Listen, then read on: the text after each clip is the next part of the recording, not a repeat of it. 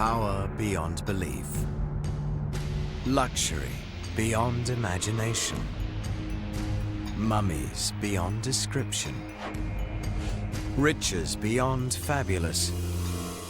Welcome to the afterlife, ancient Chinese style. Enter the secret, splendid, tragic world of China's megatombs.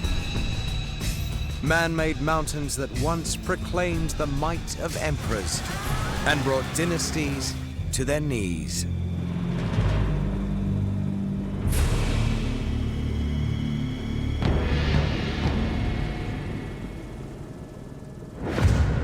China, Shaanxi province. A few kilometers outside the city of Xi'an. Just another day on another busy highway in the world's fastest growing economy. Until the highway suddenly becomes a runway.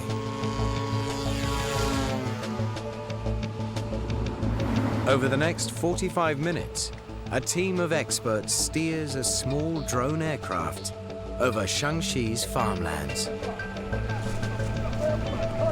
and brings it back to Earth.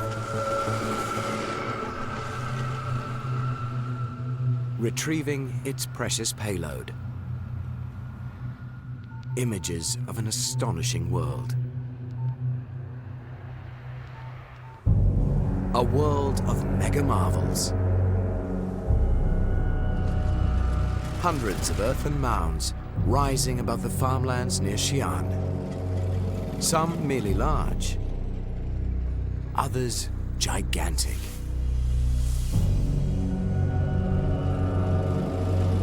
What's buried inside them is mostly unknown. But who's inside isn't any mystery.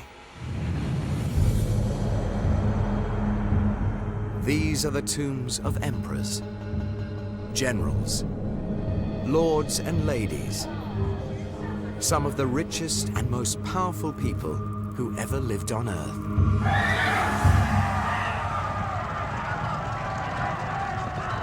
"2,000 years ago, these peaceful farmlands ran with blood as armies clashed and dynasties rose and fell.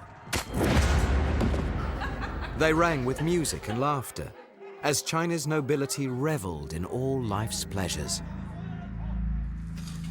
And they echoed with the sounds of toil as thousands of workers built massive pyramid tombs, monuments of a splendid world even death couldn't end.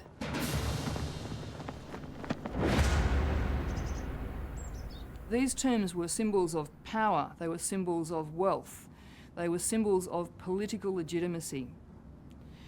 They said everything about how a person lived in their lifetime. They said it for eternity. To put it simply, we could say, I've got the biggest tomb, I'm the best. It's a rare event when archaeologists open one of these mega tombs, giving experts like architectural historian Tonya Eckfeld a look inside.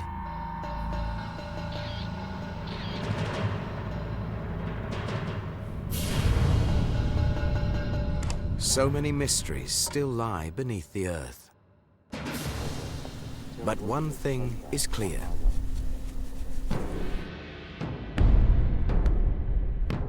Centuries ago, building these tombs was a mega challenge. To satisfy their emperors, engineers had to move millions of tons of earth, dig huge holes dozens of meters deep, and cover them with man-made mountains.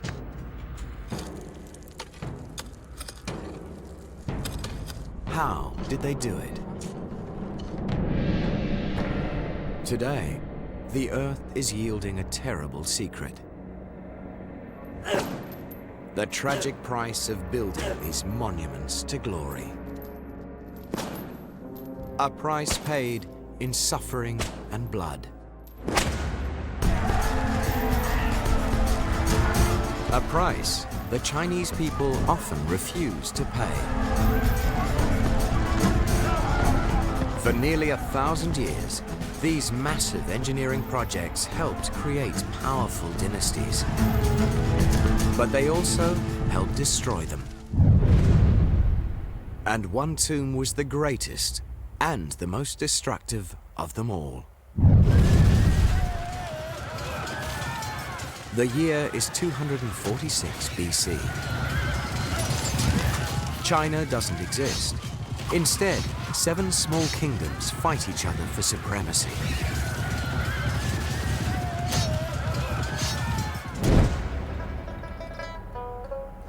In one of them, called Qin, a new king has just inherited the throne. He's only 13 years old. But one of his first acts as king is to order the construction of his tomb. To us, 13 might seem a little young to be worrying about death. But as archaeologist Charles Hyam points out, 2,000 years ago, 13 was a lot older than it is today.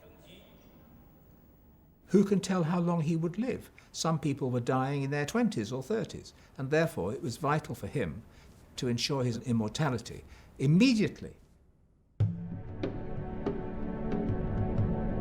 For the royal tomb builders, success or failure depended on getting one thing right: location. In ancient China, important tombs had to be built on higher ground, and a king's tomb had to be the highest of all.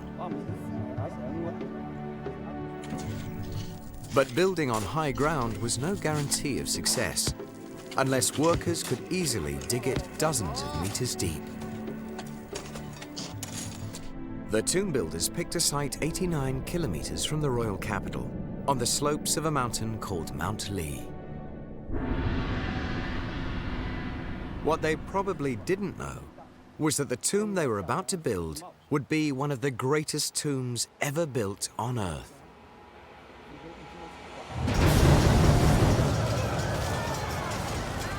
Because the boy king of Qin didn't go to an early grave. He grew up to do something no Chinese ruler had ever done.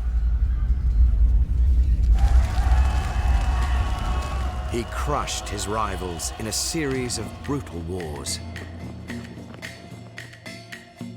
and unified their kingdoms into a single empire under his command, the Empire of Qin. In English, China. By 221 BC, he was the most powerful man in his world, and he knew it. He renamed himself Qin Shi Huangdi, the first emperor of China, and he wanted a tomb that would leave no doubt about who he was and what he had done. What better way to project your limitless power than to have the biggest mausoleum, the biggest pyramid ever built? For his tomb builders, the first emperor's triumph was one of history's biggest game changers. Now, they couldn't just build a tomb that was fit for a king. They had to build a monument to the most powerful man in China's history. Luckily, they were already working from a brilliant blueprint. A tomb that centuries later would astonish its discoverers. 1977. Chinese archaeologists excavate the tomb of an aristocrat named Zhong Houyi, who died some 200 years before the first emperor.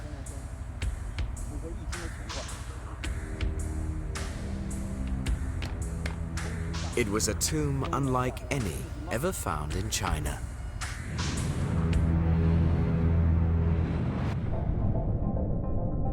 Earlier Chinese tombs had been simple vertical shafts.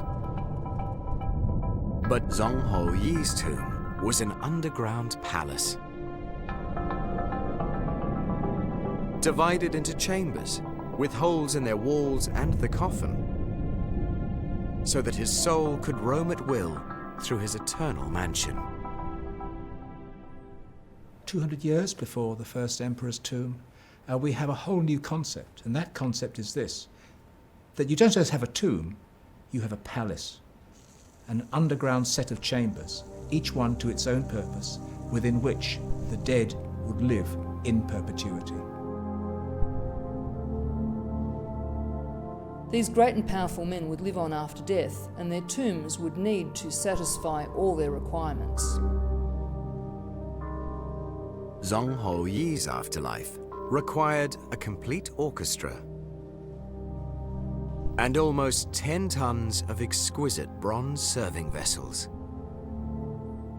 The bronze serving vessels, the wine vessels, the food vessels in this particular tomb are, at least in my view, some of the most, if not the most, spectacular bronze castings ever to come from the ancient world. But fine music and fine food weren't all that kept Zhang Houyi eternally happy. Archaeologists found the skeletons of 8 young women in his tomb. Concubines, slain at his death to keep their master company for eternity.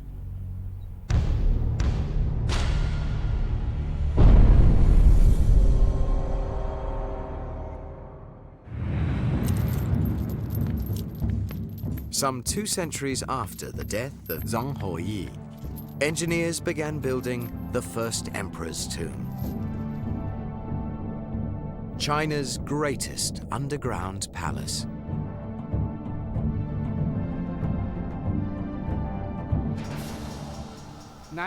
But according to archaeologist Wang Sheyi, the tomb builders couldn't even tackle that challenge until they solved another problem. A problem that threatened disaster. We are standing on the drainage side of Mount Li. There are 5 streams flowing down through Mount Li, and all of them were flowing directly towards the first emperor's tomb. Every year during flood season, the level of the water was high. The tomb's construction might be plagued by floods. Before they could start building the first emperor's tomb, his engineers had to divert the streams that threatened to destroy it. Drivers on this highway may not know it, but they are passing the 2,000-year-old solution. I'm standing on the dam, which is 3,000 meters long, between 20 and 75 meters wide at the top, and between 12 and 15 meters high. It was built with earth removed from man-made ditches that redirected streams around the tomb. For the first emperor's tomb builders, constructing a dam that size was only the warm-up act. With water now diverted from the tomb site, they had to dig big until they had a burial chamber large enough for an emperor's underground palace. When the emperor died years later, they'd have to cover the pit with a man-made mountain. Fortunately for them, they were about to build China's biggest tomb with one of history's most remarkable building materials. Even today, it's easy to find, easy to work with, and very, very cheap. Dirt cheap.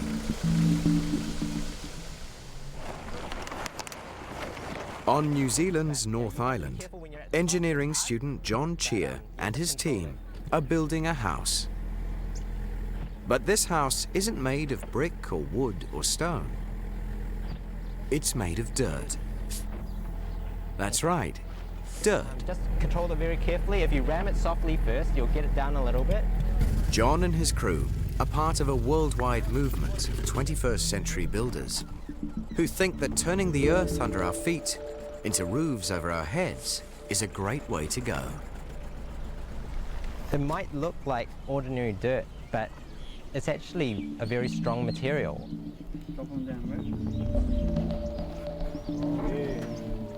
These earth structures last hundreds of years, sometimes even thousands of years. Structures like the oldest sections of the Great Wall of China, still standing today, thanks to some simple but powerful building techniques that haven't changed in over 2,000 years. Awesome. Whether it's a house in modern New Zealand or the Great Wall of China, building successfully with dirt depends on two things. First, add a binding material to the earth so it won't crack and fall apart. Try and be like the rain. Sprinkle it all over, but lightly. Today, the New Zealand crew's using flax fibers that grow nearby. But the first emperor's builders had binders of their own that were just as easy to find. The Chinese use sticky rice to bind their soil. It's also quite common to use manure. Second, keep water out. Water will find its way into any air pockets inside an earthen wall. Once inside, it will turn the earth to mud or freeze and expand, and the wall will collapse. So, if you're building with earth, you need to make sure it doesn't have any air pockets. And there's only one way to do that. Ramming it down into a frame to squeeze out all the air until it's as dense as concrete. Judging from what I can see, the boys have done a very good job, and I can tell because this wall is very smooth, and when you feel it, it's very solid, and that means we got the ramming right. And these guys aren't the only ones who got it right.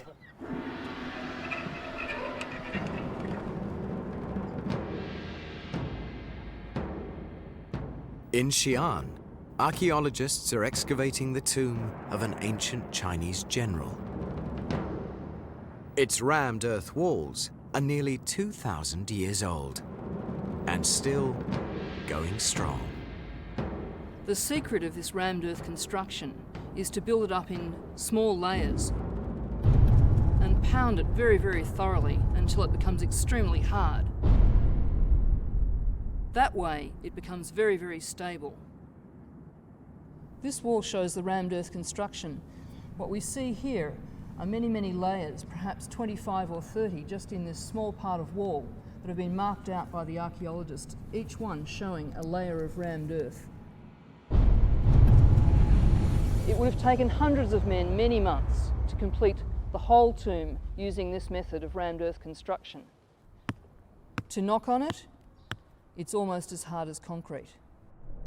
Hundreds of layers of rammed earth built this general's tomb, and it was tiny compared with the tomb of China's first emperor. A man-made mountain some 350 meters on each side, between 50 and 70 meters high, and made from more than 3.5 million tons of earth. And it was more than just a tomb. It was nearly 6,000 hectares, one of the largest mortuary complexes anywhere on Earth. The tomb's never been excavated, but ancient accounts give an unforgettable description of the burial chamber. Its roof shining with heavenly constellations. Its floor recreating the emperor's realm with flowing rivers and oceans made of mercury. And replicas of all his palaces waiting to welcome his soul. Surrounded by everything he would need to rule for eternity as he had on Earth. Everything. The ancient accounts don't even mention what his tomb builders tucked away in 3 obscure pits in one corner of the tomb.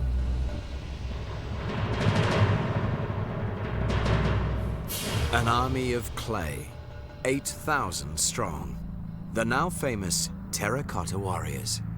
Nearby pits held other magnificent statues of jugglers, acrobats, officials, and chariots. and horses attended by their grooms. The emperor's world modeled in bronze and clay. And a break from a very dark tradition. Before the first emperor, Chinese rulers sacrificed real people to serve them in death. But the number of human lives needed to equip this tomb for the afterlife would have been too awful to contemplate. By the time of the first emperor, it was clear that you couldn't literally slay an entire regiment of an army, but replicas were perfectly satisfactory. But concubines were different. Ancient records claim that the first emperor took all his childless concubines with him to the grave. But are those ancient records true? In 2005, a team of archaeologists found evidence they might be.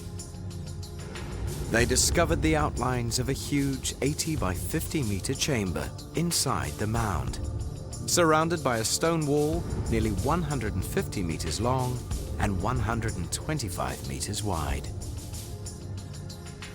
They also discovered high concentrations of mercury in the surrounding soil. A huge burial chamber and high concentrations of mercury hint that tales of underground rivers and seas of mercury and stories of sacrificed concubines might be true. But there's another incredible story about this tomb. A story that's created a mystery. A mystery that remains unsolved to this day. Ancient records say that when the first emperor's tomb was finished, it was 115 meters high, twice as tall as it is today. At that height, its base would have been 500 meters on each side, making the tomb 5 times bigger than it is today, and 4 times bigger than Egypt's Great Pyramid. If it was so much bigger, why is it so much smaller today? Many experts believe that 2,000 years of wind and rain have eroded the tomb's enormous dirt mound. But there's another theory. Some believe the tomb's too low because it was never finished. Why would the most powerful man in China spend years building himself an incredible tomb and then not finish it? In this pomegranate orchard near the tomb, archaeologist Zhang Zhongli may have found the answer.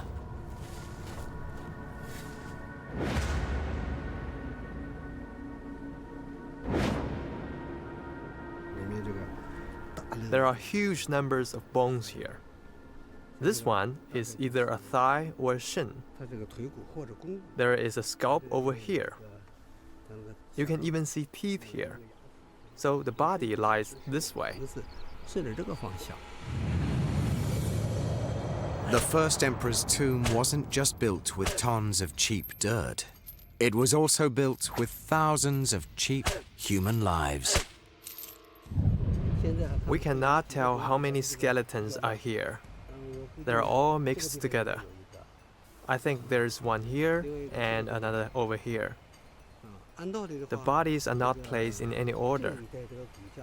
This is a group tomb. Who were these people?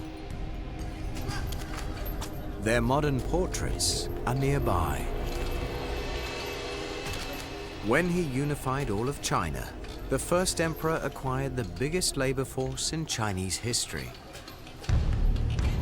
A force he conscripted to build his mega tomb. Today, visitors to the tomb site see those workers depicted as heroes. But their bones tell a very different story. Look at this skull. From the teeth, we know that this person was only around 30 years old.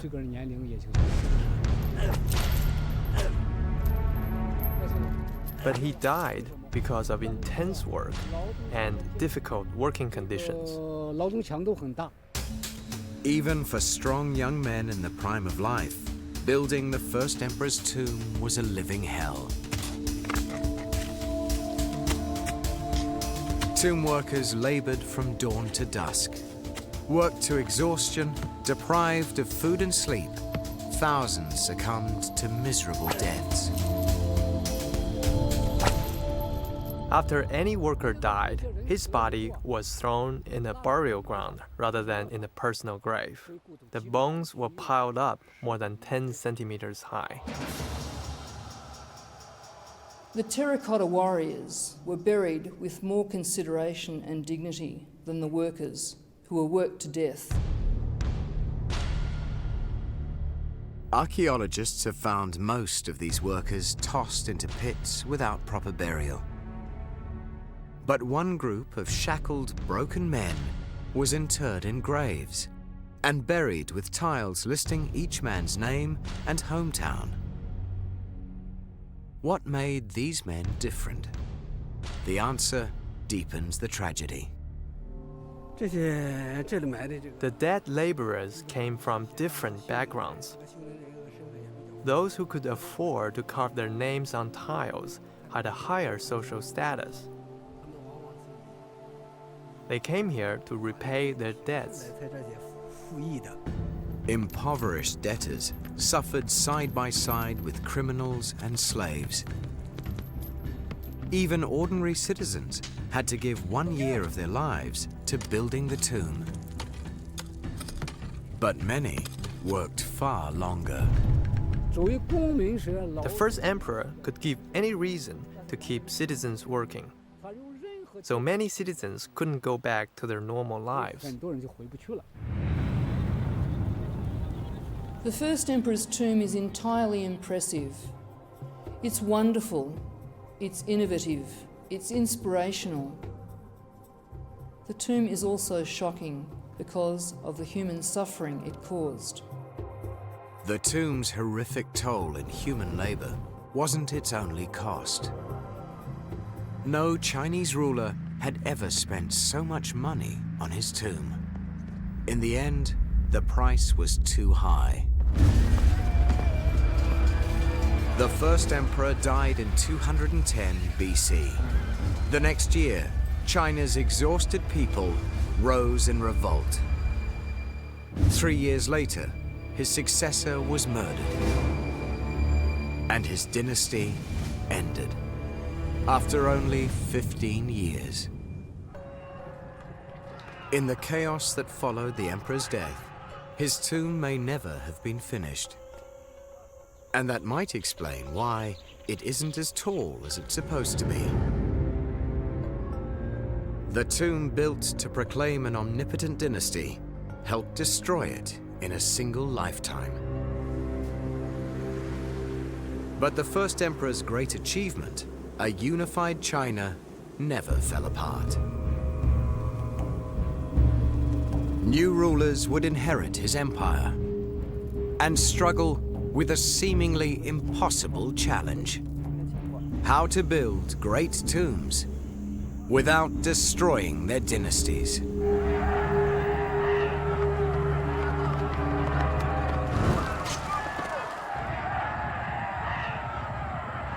(2002 BC). 8 bloody years have passed since the death of China's first emperor.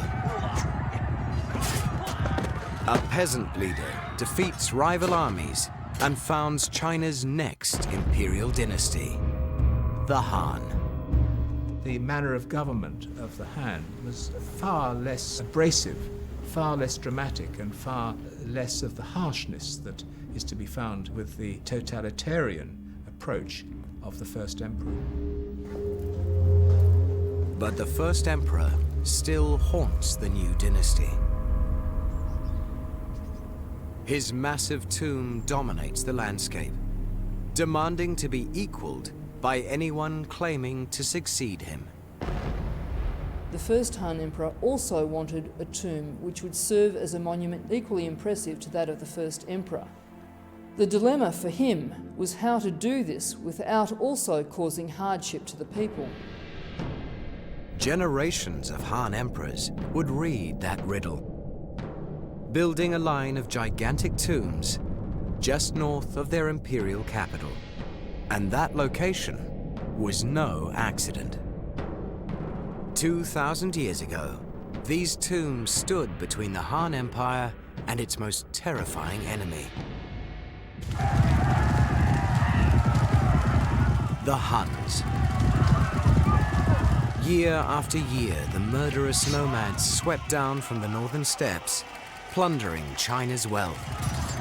Han emperors built their tombs where they could help defend the empire. It's a sign of architectural and monumental strength in a physical sense, also in a spiritual sense. If the spirits of the emperors could live on, then they would be a protective force between those at the capital, those in the Han Empire, and those beyond. But to offer more than symbolic protection, the imperial tombs would also have to be military outposts. At one tomb called Anling, archaeologist Zhao Nanfang has found evidence that they were.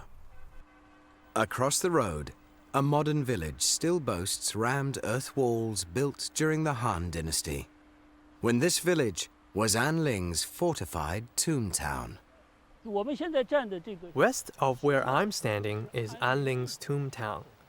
We have discovered that Anling's town was 1,200 meters long from east to west, 800 meters wide from south to north.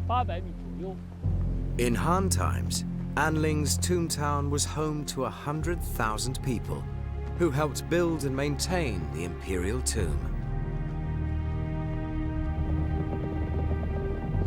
And they helped defend the empire whenever the Hun showed up. But marauding nomads weren't the only threat. Han emperors had other dangerous enemies inside their own borders. Powerful nobles who commanded their own armies. Potential rivals to the imperial throne. Another reason for tomb towns. The emperor always chose a powerful aristocrat to oversee the building of his tomb. An honor no one could refuse, even though it meant leaving home to live in a tomb town.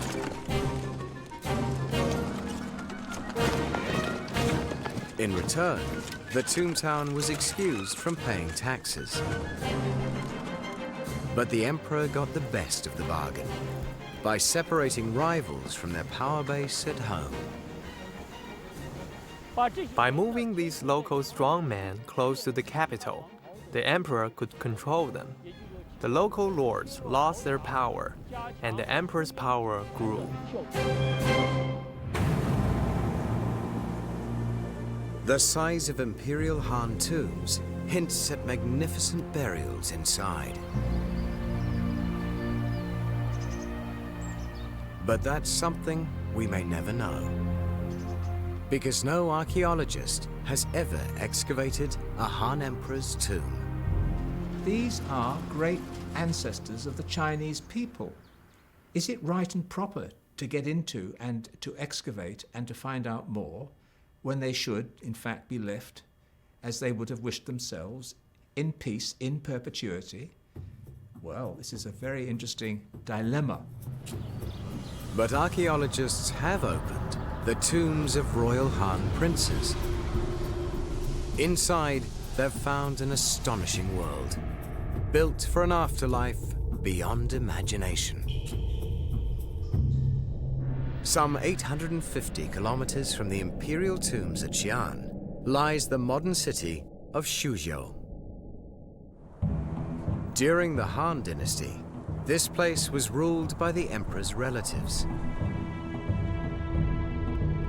Today, you can visit their tombs, where kings believed their luxurious lives on Earth would continue after death.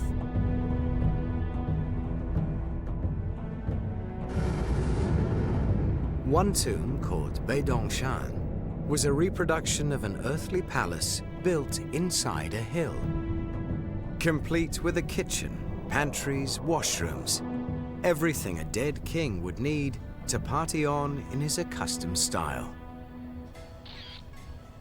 This room was for enjoyment, it was for dancing, it was for pleasure. There would have been music, there would have been feasting, there would have been great endless banquets.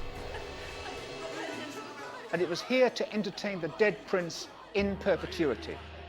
And so all around us we have all the other chambers that were necessary to maintain his lifestyle forever. In one of Beidongshan's chambers, a hole in the floor leaves no doubt these tombs had everything. A nearby tomb called Guishan boasts a grander version of the same convenience, a toilet. But unlike Beidongshan, Guishan was hollowed out of solid rock, a feat that reveals its ancient builders' considerable skill. The entrance tunnel to the Guishan tomb is 56 meters long, but it was constructed with such incredible accuracy that today a laser beam goes straight down the tunnel without touching anything. Dripping underground water would have eventually destroyed this tomb, but its ingenious builders turned their biggest problem into an asset. The tomb builders here were so intent on getting everything perfect for their prince that they very sensibly here, where the water is dripping steadily down the rocks, they very sensibly cut a basin or well into which the water was retained and accumulates. And of course the prince would have needed water for cooking, he would have needed it for washing, and here it was, an eternal supply.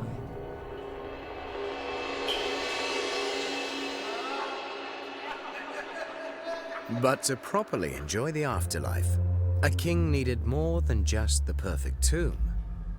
He also needed a magnificent burial suit, made of thousands of pieces of jade, believed to preserve the body forever. Ancient texts hint that during the Han Dynasty, alchemists and embalmers tried to keep aristocratic corpses eternally fresh. And at least once, they may have succeeded.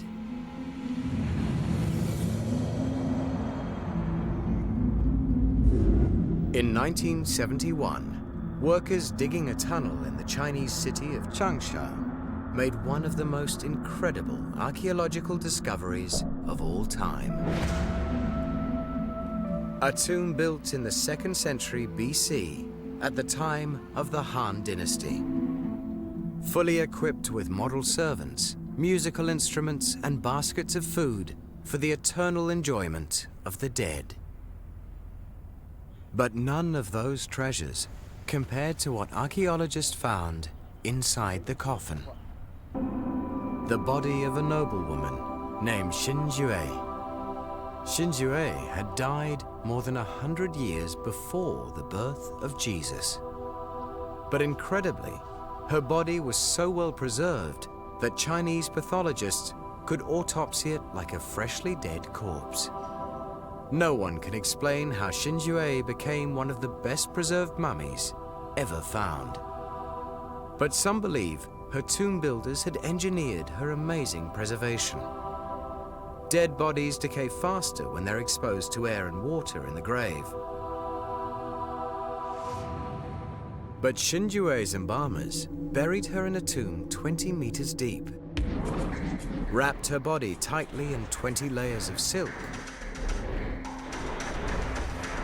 sealed it into 4 nested coffins, each of them sealed with lacquer,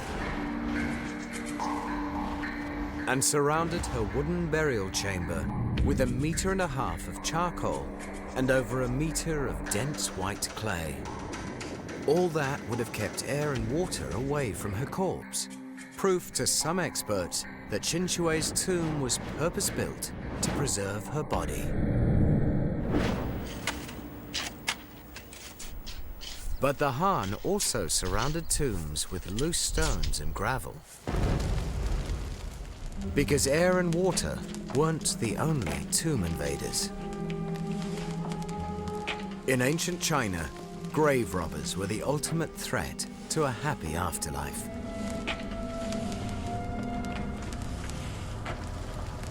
Some tomb builders tried false advertising to keep robbers away. This 2,000-year-old inscription on the Guishan tomb advises would-be thieves not to bother, since the tomb has nothing valuable inside.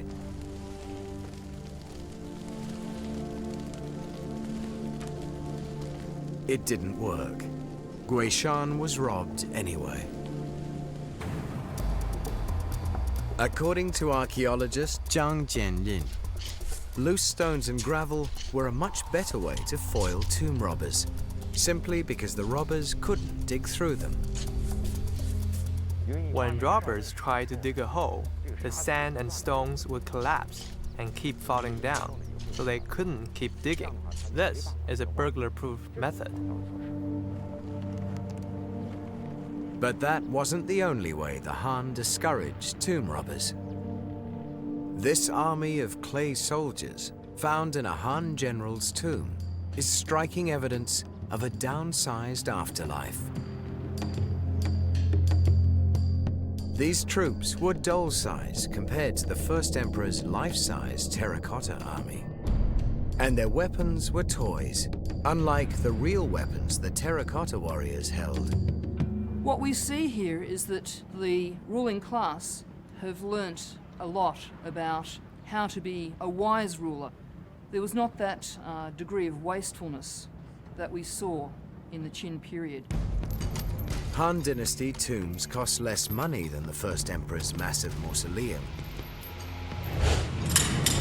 But a grim discovery reveals that Han tomb builders could be just as cruel as the first emperor. Excavators found these iron shackles still clamped to the bones of workers who died building a Han emperor's tomb. Archaeologist Chen Bo shows just how painful they were.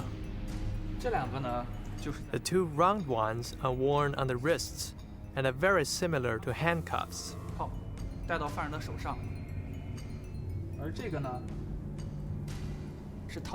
The one with the long tail was designed to put on a slave's neck. The long tail pushed down against the spine. In this way, slaves were forced to bend down while working. They couldn't stand up straight, so it prevented slaves from escaping. Through the centuries, there were uprisings at tomb construction sites. It was not unknown for the workers to revolt, to throw stones at officials, to cause damage and to run away. In 220 AD, after 4 centuries of rule, the Han Dynasty finally collapsed, leaving future emperors to ponder the enduring riddle of building for grandeur while hanging on to power. One dynasty would search the past and find a brilliant solution that still gave emperors glory, while finally ending centuries of suffering. About 600 AD, China emerged from the centuries of political chaos that followed the downfall of the Han. For the next 300 years, the emperors of the Tang Dynasty would lead their country to new heights of wealth and sophistication. During the Tang Dynasty, China was the most advanced country in the whole world. It had a thriving capital with more than 1 million people. It was multicultural. People came from all over the world. It was well connected to other parts of Asia and even to Europe via the Silk routes. It was prosperous, it was enlightened, it was advanced. Enlightened as they were, Tang emperors were well aware of the age-old imperial predicament. Only great tombs guaranteed respect, but expensive tombs that drained the treasury and enslaved the people guaranteed rebellion. As one Tang emperor said, The people are like water. They can support your ship or they can overturn it and sink it. Preferring to sail instead of sink, Tang emperors searched for a solution to the problem of tomb building. They found it here, at Baling, the tomb of a Han emperor named Wendi.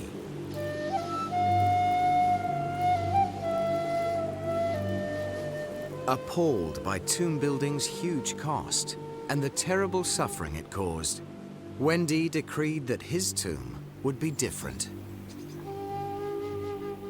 Baling isn't a huge pit covered with a man-made mound.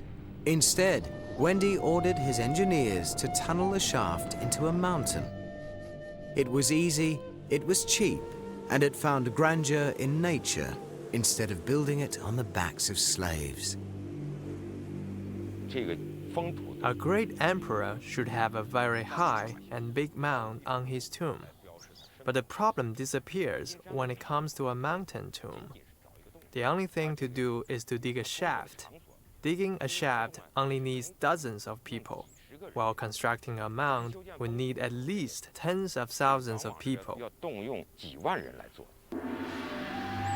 Baling was a revolution in tomb design and an inspiration for the emperors of Tang.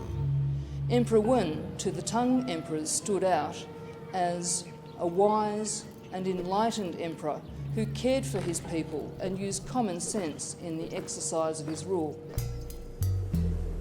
This is Jiuzhong, a mountain 83 kilometers from modern Xi'an. It's also Jiaoling, the tomb of the Tang emperor Taizong, who died in 649 AD. Somewhere on this mountain is the shaft leading to Taizong's burial chamber. Today, no one knows where it is.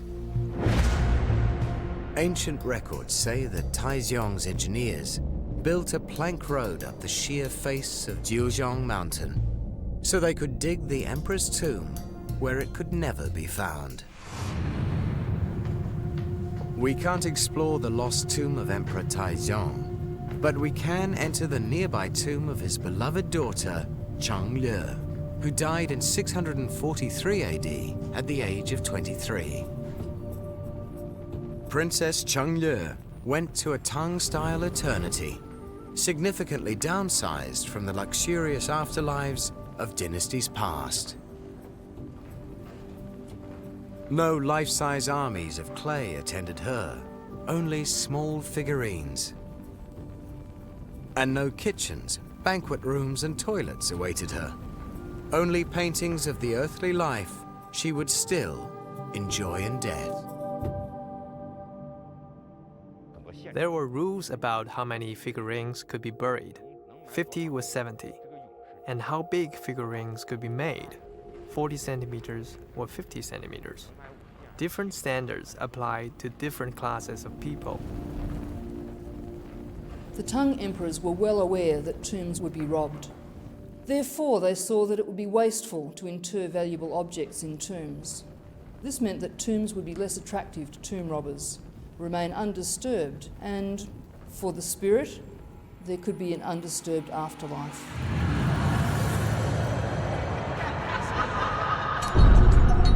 Someday in the future, archaeologists may finally open the first emperor's tomb, excavate the vast burial mounds of the Han emperors, and discover the secret mountain chambers of the Tang. If they do, what will they find there? Imperial corpses astonishingly well preserved, treasures beyond imagination, or only what the tomb robbers left behind. That day may never come, but our few tantalizing glimpses of what lies inside these mega-tombs of rammed earth and tunneled rock have placed them among the greatest monuments of the ancient world and among ancient China's greatest mysteries.